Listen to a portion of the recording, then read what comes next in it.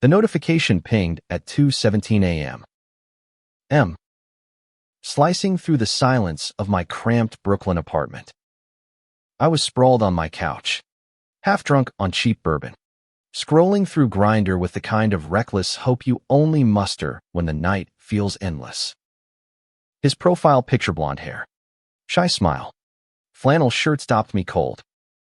His name was Ethan, 27, a construction worker with a bio that read, "Just here for a good time, not a long time." I laughed, but something about his eyes in that blurry photo felt like a hook sinking into my chest. I was 25, a barista with too many tattoos and too little direction, and I messaged him anyway. "You up?" I typed, cringing at how cliché it sounded. His reply came fast. "Yeah. You." That's how it started, two strangers chasing a spark in the dark. By 3 a.m., we were texting like we'd known each other for years, trading stories about late-night diners and bad first dates. Ethan had this way of texting, all lowercase and earnest, like he was whispering secrets through the screen. He told me about growing up in a small Ohio town, where being openly bi meant risking everything. I shared how I'd left my religious family in Texas to find myself in New York, only to feel more lost than ever. We agreed to meet at a 24-hour diner on 7th Avenue, the kind of place with sticky booths and coffee that tasted like regret. I got there first, my hands sweaty, my leather jacket too warm for the humid August night. When Ethan walked in, he was taller than I'd expected, his broad shoulders filling out his flannel shirt. His smile was nervous, but his eyes were warm, like he was already searching for something in me. "Hey, Caleb," he said, sliding into the booth across from me. His voice was low, with a slight Midwestern drawl that made my stomach flip. We ordered greasy fries and talked until the sky outside turned gray. He told me about his job, how he loved building things with his hands but hated the long hours. I confessed I was barely scraping by, pouring coffee for hipsters while dreaming of something bigger, maybe art, maybe music, maybe just a life that felt like mine. There was a moment, around 5 a.m., when our hands brushed while reaching for the ketchup. Neither of us pulled away. His fingers lingered, rough from work but gentle, and I felt a jolt, like I'd touched a live wire. "You're not what I expected," he said, his voice barely above a whisper. I smirked, trying to play it cool. "What did you expect?" "Someone less real," he admitted, his eyes locking onto mine. I didn't know what to say, so I just grinned. But inside, my heart was pounding. This wasn't just a hookup. It felt like the start of something dangerous, something I wasn't ready for but couldn't resist. We left the diner as the sun rose, the city waking up around us. Ethan suggested we go back to his place, a tiny walk-up in Queens. I hesitated, but the way he looked at me like I was the only person in the world made it impossible to say no. The subway ride was quiet, our knees touching in the empty car, the tension between us thick enough to choke on. His apartment was small, cluttered with tools and half-finished furniture projects. "I like fixing things," he said, almost shyly, as he kicked off his boots. I noticed a photo on his fridge, a younger Ethan with a girl who looked like his sister, both smiling in a way that felt like it belonged to a different life. I wanted to ask, but then he was standing close, his breath warm against my cheek, and all my questions dissolved. We didn't make it to the bedroom. The shower was closer, and the hot water felt like absolution as it poured over us. His hands were everywhere, steady and sure, and for the first time in months, I felt like I was exactly where I was supposed to be.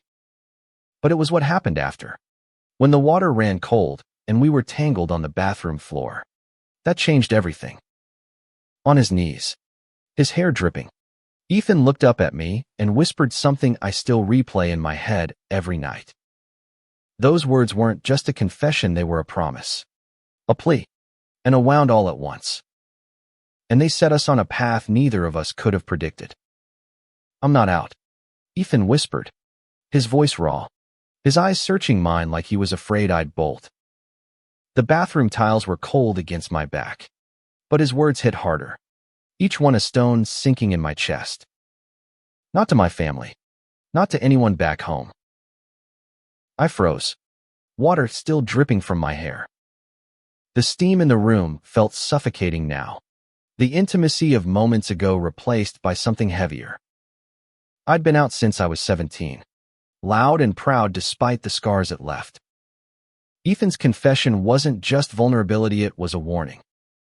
But his hand was still on my arm, grounding me, and I couldn't look away from the fear and hope tangled in his expression. "Why tell me now?" I asked, my voice quieter than I meant it to be. He shrugged, a small, broken gesture. "Because you make me want to be honest." For once. We didn't say much after that. He handed me a towel, and we dried off in silence, the weight of his words lingering like damp air. I wanted to push, to ask why he was still hiding, but something in his eyes told me to wait. Instead, we ended up on his couch, sharing a lukewarm beer from his fridge, our shoulders brushing as we sat too close for strangers. Ethan started talking about his sister, Lily, the girl from the fridge photo.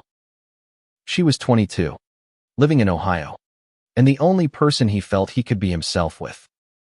"She knows," he said, staring at the beer can in his hands. "She's the only one who does. But she's stuck in that town, with our parents, and they're intense." His voice cracked on the last word, and I saw the weight of a life he'd left behind but couldn't fully escape. I told him about my own family, how my dad had called me an abomination when I came out, how my mom cried but never defended me. Moving to New York was my rebellion, my chance to breathe, but I admitted I still felt like I was running. Ethan listened, really listened, his eyes never leaving mine. It was disarming, how he could make me feel seen without saying a word. By noon, we were starving, so we walked to a bodega down the street. The city buzzed around us, but it felt like we were in our own bubble. He bought us sandwiches, insisting on paying, and we ate them on a park bench, watching kids play basketball. Every time our eyes met, there was a spark, a pull, like we were daring each other to take this further. That night, he invited me to a bar where his construction crew hung out. I hesitated. Meeting his friends felt like crossing a line, but I went anyway. The bar was loud, packed with burly guys in work boots, and Ethan introduced me as a friend. It stung, but I played along, shaking hands and laughing at their jokes. One of them, a guy named Mike, kept eyeing me, like he could sense something Ethan wasn't saying. As the night wore on, Ethan got quieter, his smiles forced. I caught him glancing at his phone, his jaw tight. "You okay?" I asked when we stepped outside for air. He nodded, but his hands were shaking. "Just got a text from Lily," he said. "She's coming to visit tomorrow. And she's bringing my dad." The way he said it, like a storm was coming, made my stomach drop. I didn't know what it meant for us, but I could feel the ground shifting beneath me. Ethan reached for my hand, squeezing it briefly before letting go. "I want you to meet her," he said, his voice barely audible. "But I don't know if I'm ready for this." I didn't push him. I couldn't. But as we walked back to his place, the city lights blurring around us, I realized I was already in too deep. Ethan wasn't just a hookup, was a risk, a chance, a mirror showing me parts of myself I'd buried. And whatever came next, I wasn't sure either of us was ready. The next morning, Ethan's apartment felt different, like the air was holding its breath. He was pacing, his phone clutched tight, muttering about his sister's visit and his dad's unexpected arrival. I watched him from the couch, my coffee going cold, wondering how we'd gone from tangled limbs to this nervous energy in less than 24 hours. Lily arrived first, bursting through the door with a laugh that filled the room. She was 22, all freckles and wild curls, with the kind of energy that made you feel like you'd known her forever. "Caleb, right?" she said, hugging me like we were old friends. Her warmth was a stark contrast to Ethan's tension, but I saw the way her eyes flicked to him, checking for cracks in his calm. Their dad, Tom, showed up an hour later. He was a broad man, graying at the temples, with a handshake that felt like a challenge. His presence sucked the air out of the room. Ethan introduced me as a friend from the city, his voice flat, and Tom barely glanced my way. I caught Lily's apologetic smile, but it didn't ease the knot in my chest. We went to a diner for lunch, the four of us crammed into a booth. Tom dominated the conversation, talking about his hardware store back in Ohio and how Ethan should come home to settle down. Ethan nodded, his jaw tight, while Lily tried to steer the talk to safer topics. I stayed quiet, feeling like an outsider in a family drama I didn't fully understand. Under the table, Ethan's knee brushed mine, a silent apology. I wanted to grab his hand, to tell him it was okay, but the weight of his dad's stare kept me still. Lily noticed, though. She kept glancing between us, her smile knowing but careful. When Tom stepped outside to take a call, she leaned in and whispered, "He likes you, Caleb. Don't let Dad scare you off."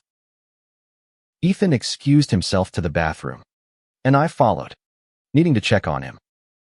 He was leaning against the sink, his face pale. "I can't do this," he said, his voice breaking. "He'll never understand. He'll hate me." I stepped closer, my hand on his arm. "You don't have to tell him today," I said. "But you don't have to hide forever either." He looked at me, his eyes wet, and for a moment, I thought he'd kiss me. But then the door swung open, and Tom's voice boomed, asking what was taking so long. Ethan pulled away, his mask back in place, and we returned to the table like nothing had happened. That afternoon, Lily suggested we walk through Central Park. Tom grumbled but went along, and Ethan seemed to relax with Lily's chatter filling the silence. She told stories about their childhood, painting a picture of a small town where everyone knew your business. I saw the love in Ethan's eyes when he talked about her, but also the fear when Tom's gaze lingered too long. As we sat by the Bethesda fountain, Ethan's phone buzzed again. He glanced at it, his face tightening. "It's Mike," he said quietly. "From the crew. He saw us last night. He's asking questions."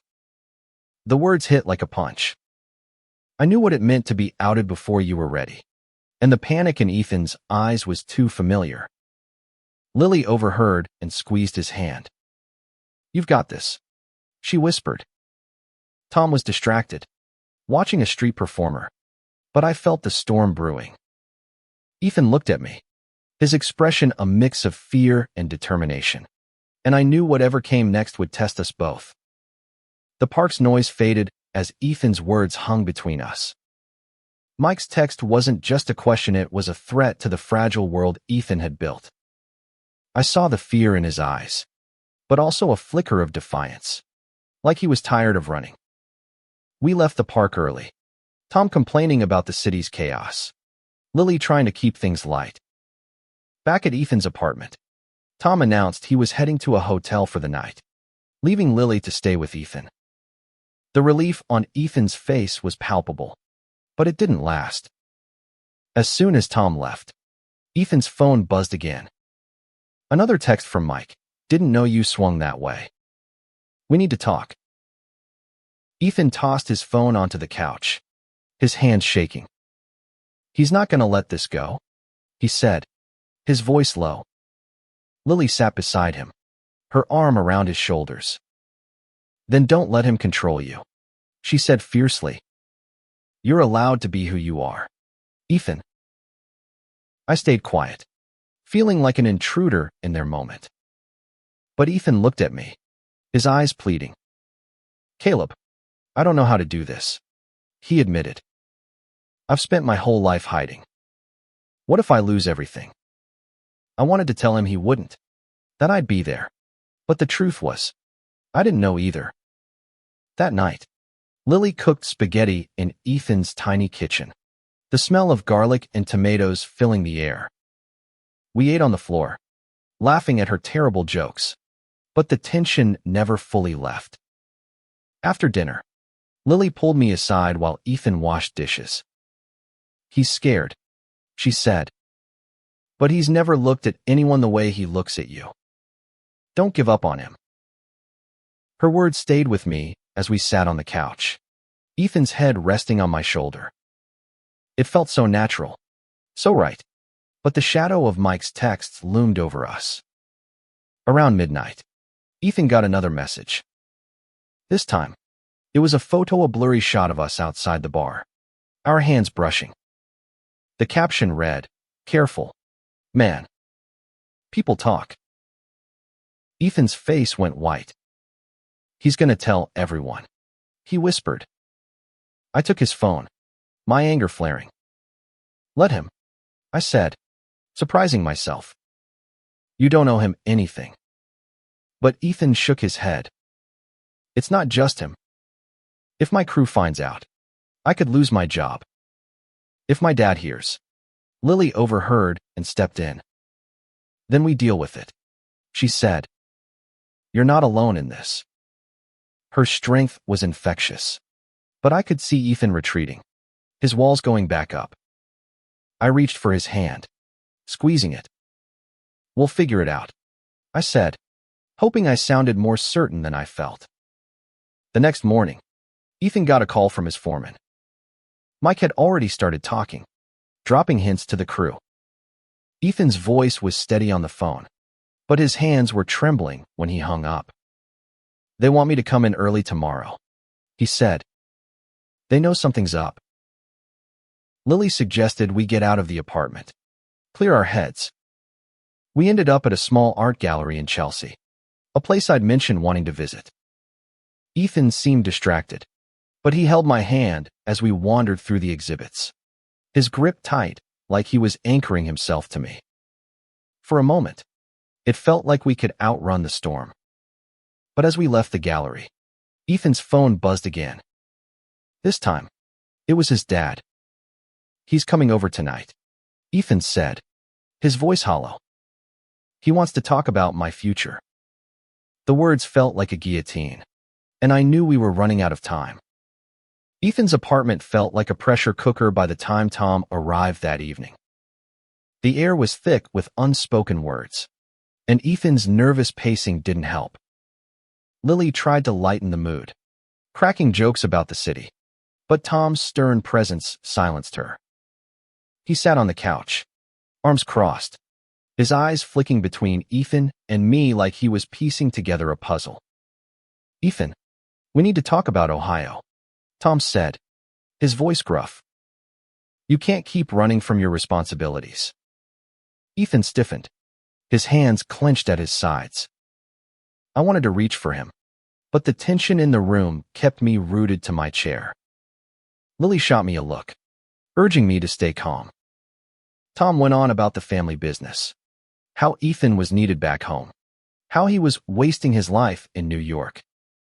Every word felt like a jab, and I could see Ethan shrinking under the weight. "I'm not going back," Ethan finally said, his voice quiet but firm. Tom's eyes narrowed. "What's keeping you here?" "This city. These people." His gaze landed on me, heavy with suspicion. I felt my face burn, but before I could speak, Lily jumped in. "Dad, Ethan's happy here. Can't you see that?" Tom scoffed, dismissing her, but Ethan's expression shifted something between fear and resolve. "Dad, there's something you need to know," he started, his voice shaking. My heart stopped, Was he really doing this? But then his phone buzzed, loud in the silence. It was Mike again, this time with a voicemail. Ethan played it on speaker by accident, and Mike's voice filled the room. Man, you gotta come clean. Everyone's talking about you and that guy. The words hung there, undeniable. Tom's face darkened, and Ethan froze, his eyes wide with panic. What the hell is this? Tom demanded, standing up. Ethan opened his mouth, but no words came out. I stood, my heart racing. It's me, I said, my voice steadier than I felt. I'm with Ethan. And he's not hiding anymore. The room went silent, and I felt Ethan's eyes on me, a mix of shock and gratitude. Tom's face twisted with anger. You're confused. He spat at Ethan. This isn't you. Lily stepped between them, her voice fierce. It is him, Dad. And if you can't accept that, you're the one who's lost. Tom stormed out, slamming the door, and Ethan sank onto the couch, his head in his hands.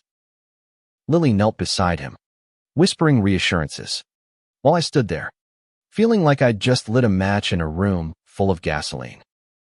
I'm sorry, I said, my voice breaking. Ethan looked up, his eyes wet but clear. Don't be, he said. You just did what I couldn't. That night, we stayed up talking, the three of us. Ethan admitted he'd been terrified of this moment his whole life, but facing it felt like a weight lifting. Lily shared stories of her own rebellion against their parents, and I opened up about the loneliness of being out in a world that didn't always accept you. It wasn't perfect, but it felt like a start. By morning, Ethan had a plan. He'd talk to his foreman, come clean to his crew, and deal with whatever came next.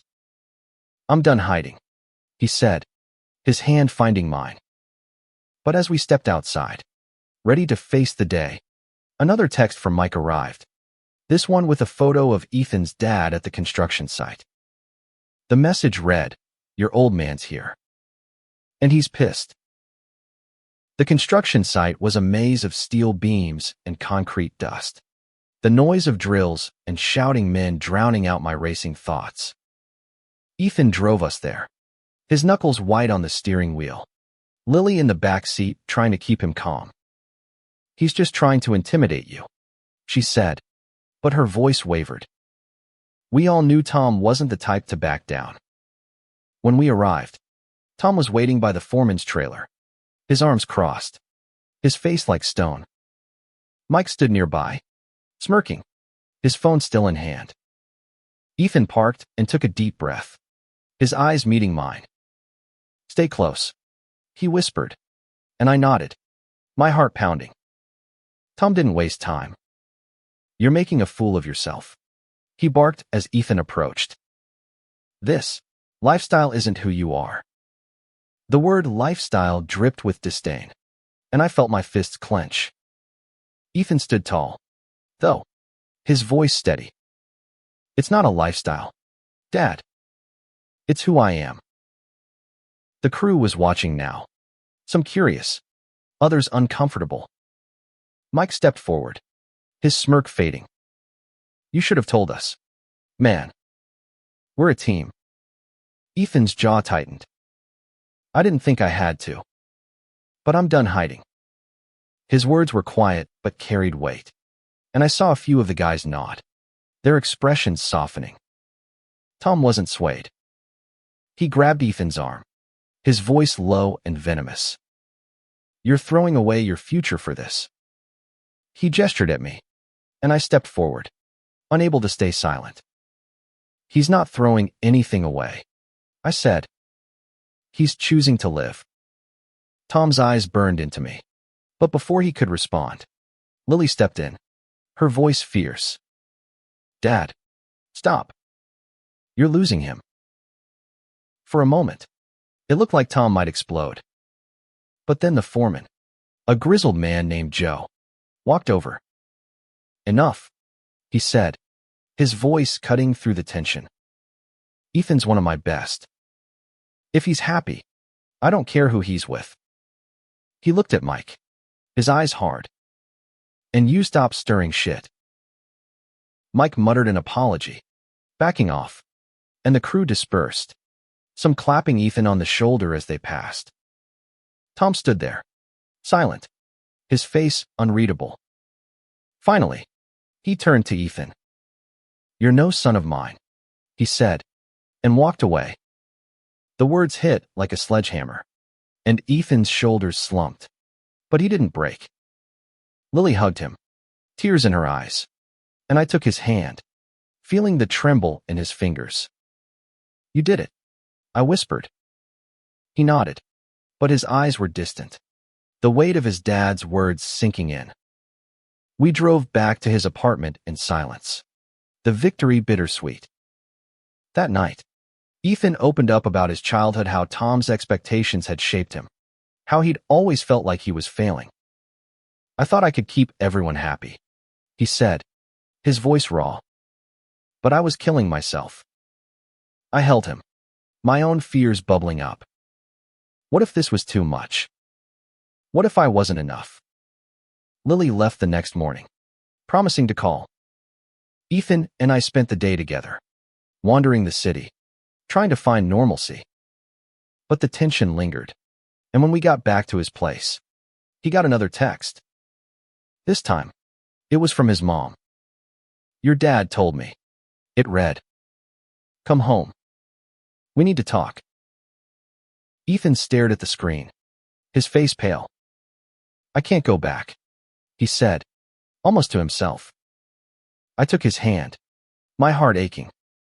"Then don't," I said. "Stay here. With me." He looked at me, his eyes searching, and for the first time, I saw hope winning out over fear.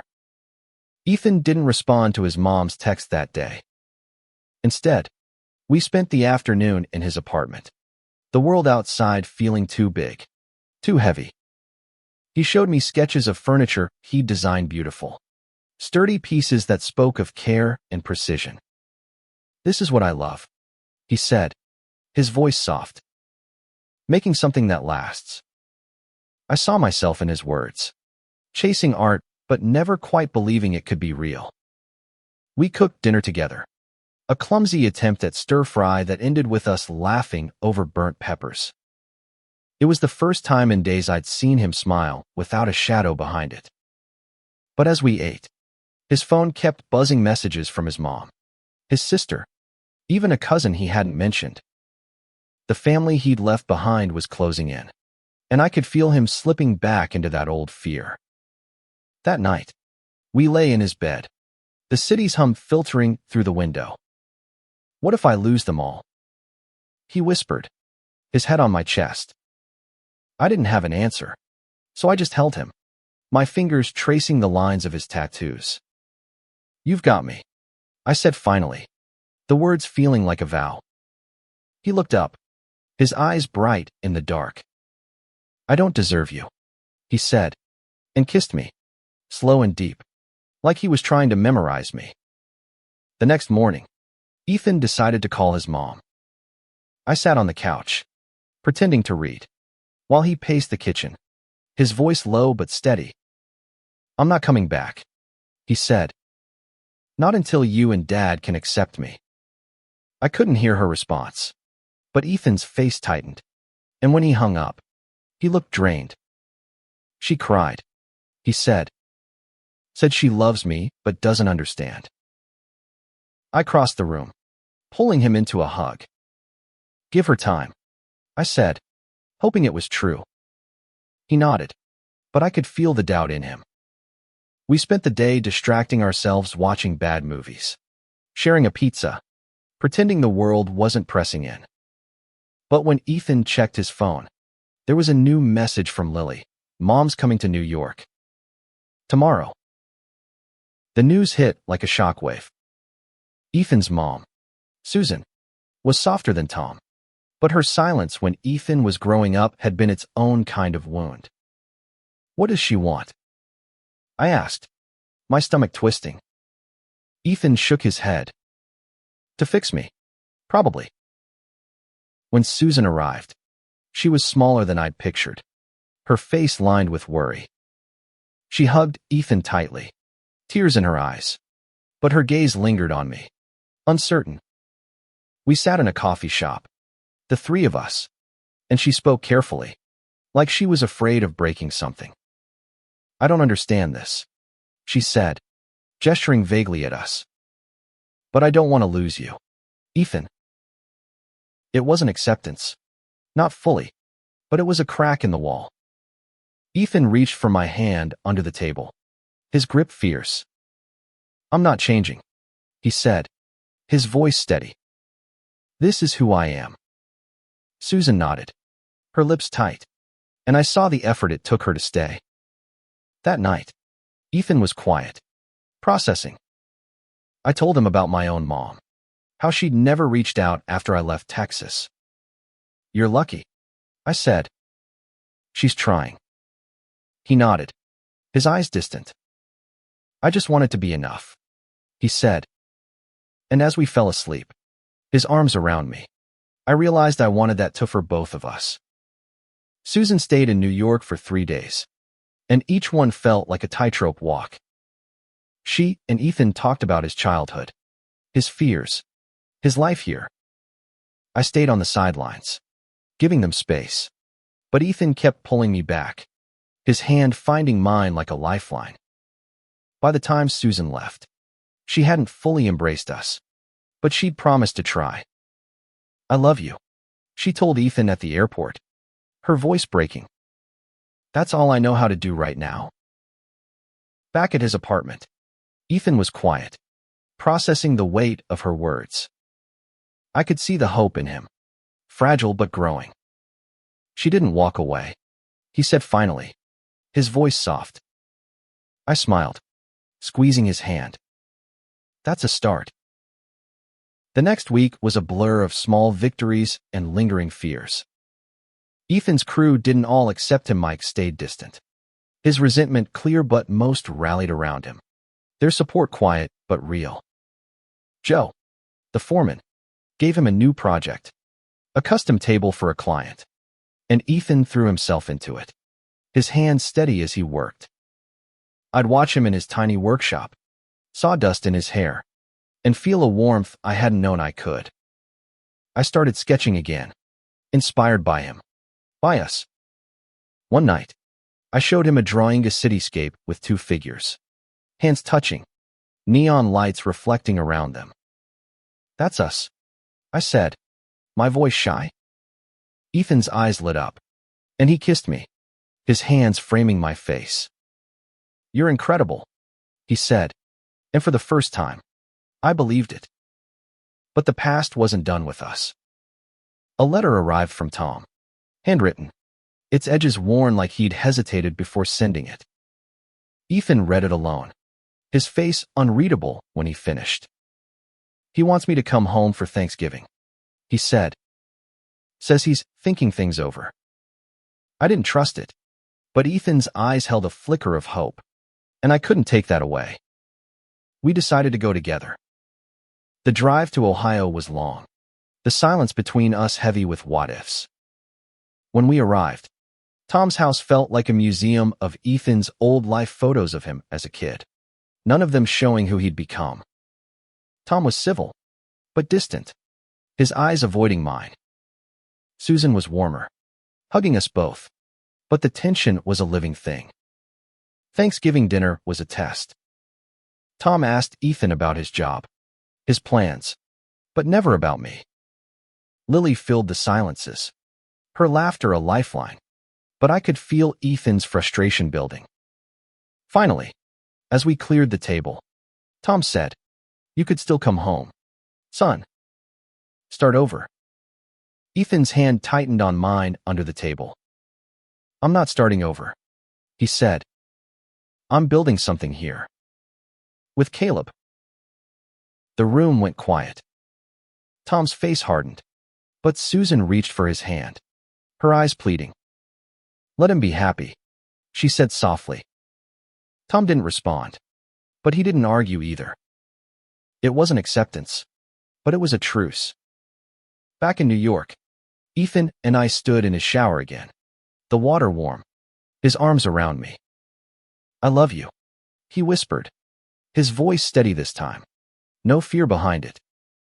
Those words, the ones he'd first said on his knees, were a promise we'd both keep. We weren't perfect, and the world wasn't done challenging us, but we had each other. And as the water washed over us, I knew that was enough.